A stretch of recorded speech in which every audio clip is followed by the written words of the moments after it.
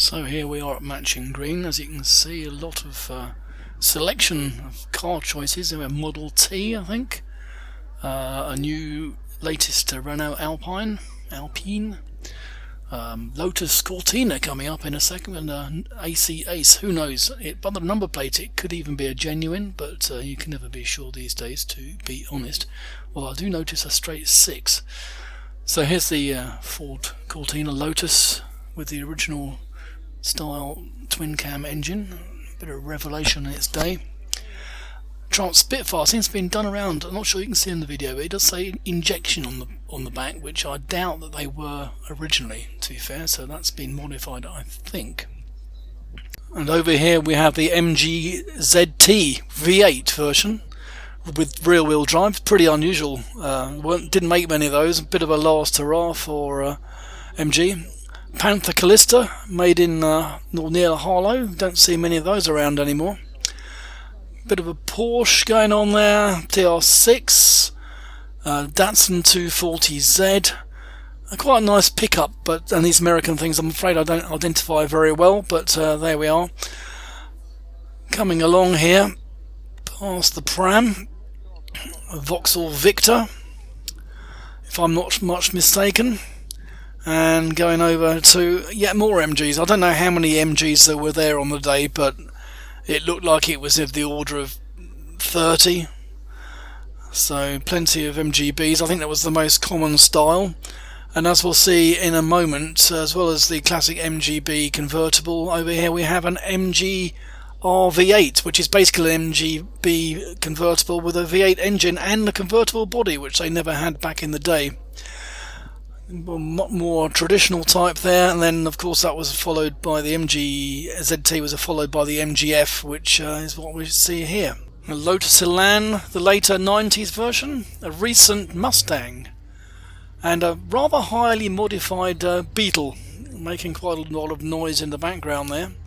Interesting to look at. Not sure what it had on the bonnet, but just an example of the wide variety of vehicles on show. There we have a Lotus Europa, which is very nice indeed, and well known for its styling so-called bread van, I believe, and a Renault engine. Mustang Mach 1 and a Mini Moog. Look at that, it's fantastic. Couple of VW buses over here. Interesting music I'm getting in the background here, but hey ho. More MGs and lots of Minis. Yeah, I think probably the single most common model after the MGs was the Mini, and there's plenty of them. Very nice examples. 2CV, we're moving well away from performance vehicles there, and of course a whole load of Caterham 7s. They must have been, I don't know, must have been about 20 of those here as well, so very nice. Not overly dissimilar from the Stylus that I drive actually, albeit with less bodywork and no doubt lighter weight and much higher level of development. But yeah, very nice to see those. And just get this chap in front out of the way a little bit. Yep, and we have more Minis. And coming through under the tape here, past the Cortina Mark II, we have a Postman Pat alike, based on an Austin 7 by the look of it, complete with Jess the cat on top. Very cute indeed. Very nice vehicle and setup. We got some more. I got an MRMG, MX-5. Yeah, as I said, it's quite wide-ranging. Harry Potter style Ford Anglia and a Jensen Interceptor. Anglia Estate, which you don't see very often without the splashback window. And coming up in a second, we have. I had no idea what this was, but this red vehicle here is a Citroen, which obviously predates all the ones that perhaps we're familiar with a very elderly lady sitting inside. It had to be said. I don't know what year that is, but I'm guessing it goes back to their 20s. And of course we then have the DS. It's just a saloon version, I think. And I'm not sure the Mini type vehicle, is that a Riley Elf or a Wolseley Hornet? I'm not quite sure. Very similar to each other in any case, but they're quite cute as well. And that's a Ford Scorpio, or is it a Granada? Hard to tell in this quick view actually. More Minis, and that's a very late one, which has I think a fuel injection and brake servo, which is pretty unusual. I think they were made up to about 2000.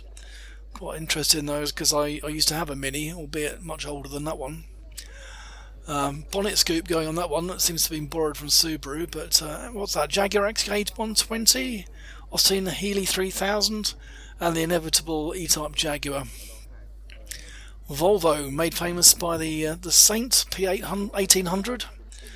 Not sure what this model BMW is, but predates the 5 Series, I think.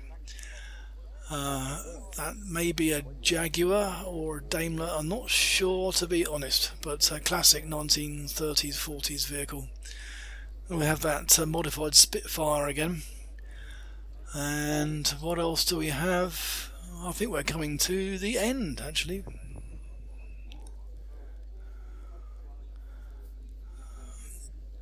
Recovering my steps from a previous part of this video.